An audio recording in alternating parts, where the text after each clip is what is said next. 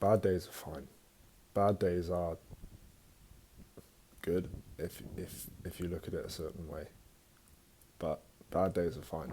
Bad days happen. Today is a bad day, but it doesn't have to be. And I shouldn't label it as a bad day. Call it a working day. Today's a working day. Um, I've had very little sleep. I've had very little nourishment, should we say. And it plays on you and it weakens the mind. And when your mind is weak, that's when the negativity pounces. You know, it's like it seizes the opportunity and notices when you're weakened. You know, you fight with one hand tied behind your back and it goes for you. And again, even just the case of acknowledging that is important in itself, because I'm sure everyone has been in that situation where, you know, you haven't slept the best, or you haven't had time to do things that you want to do, or you know, you feel like stuff just isn't going your way, and you don't even realize that you're letting it take it further than it needs to. You know, just because things are bad doesn't mean that your experience on life has to be. And that's what I take from today. It's a good test, because it's almost like a, you know, I compare it to Liverpool and City going tit for tat, you know, just having a good old scrap at the top of the table. That's what it feels like, you know. For me today, it's been a good thing of acknowledging that, you know, the first few hours of the day weren't fun, and being like, okay, this is what today is, but I'm not gonna succumb to that.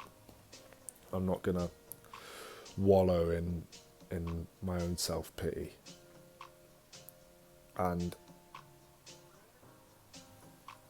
it's a good thing to add to my point that is a part of myself that I respect more now, especially after today, because previously in these situations I've taken that path, the least resistance, and just gone, you know, today's a bad day, write it off, I'm not going to do anything, I'm not going to move, that's it. But I acknowledged it today, I faced up to it, and you know, I asked the question. The more questions I asked, the more knowledge I would gain about it, and more I find out that it's not all that it's made up to be. You know, I would just be sat down and saying, you know, why have I got to agree to this? Why have I got to go along with this mindset that's developed over the last few hours of, you're not going to move, you're not going to do anything productive, you're just going to, you know, sit on your phone or sit and watch something and let your brain rot. Why have I got to do that? You know, what's stopping me from going and doing whatever I want? And I think people are quick to just succumb to that, giving up. And for me to notice that and then take action on it, and then realise and notice after how much better I feel for tackling it is a part of myself that I respect. I'm like, good on you. Give myself a little pat on the back or something. Because it's a day-to-day thing. It's not a case of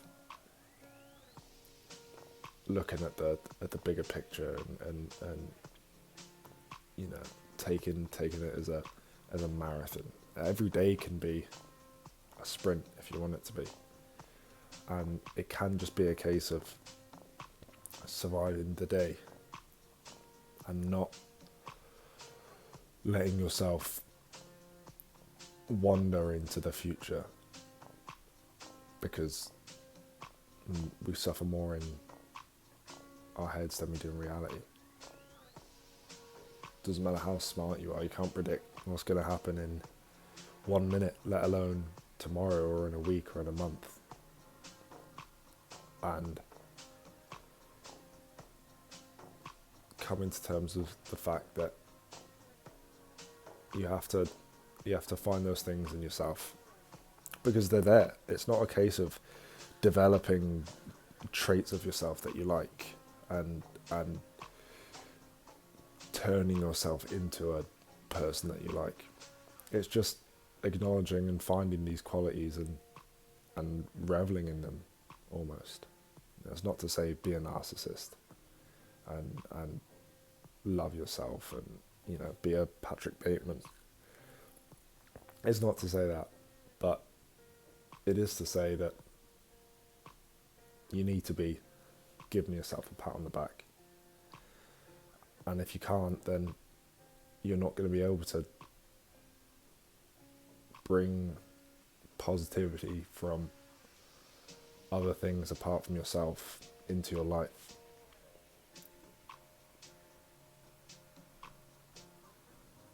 Like I said, my brain's not working today. It's not at full capacity, but I'm taking the day. I'm doing what I can today, and I'm acknowledging all that I have done today, and I'm being my friend first. And if I can be my friend first, then I can allow external things to bring me joy as well, and I can understand where I can find that instead of aimlessly looking for it and putting all of my faith and dependency in something else, because nothing is permanent. No matter how much confidence you have in a thing or a job or an existence, it's not going to be there forever. And I've gone off on a tangent a bit, but to try and come full circle, you need to be able to understand yourself and what you have and what you enjoy just about yourself, not in life. What brings you joy? What do you do that brings you joy? And then how can you get the most out of that?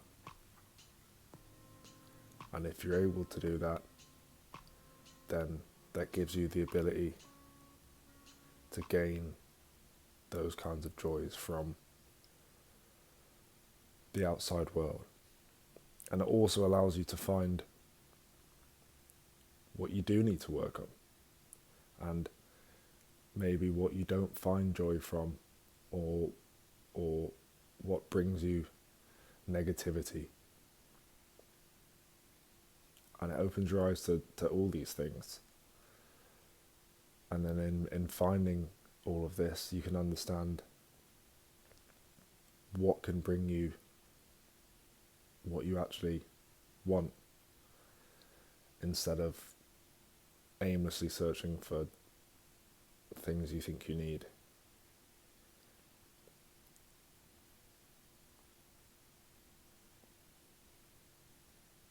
Yeah, I mean, this won't make much sense at all. This won't make much sense at all. Um, if anything, this is a good representation of what my mind's been like today. It's been tough to focus on any one thing, and it's been sporadic and hard to really focus on full thoughts and let them develop. But that stuff happens, and you don't have to let it determine what your experience is going to be. So determine your own experience, find the good in everything, and love yourself,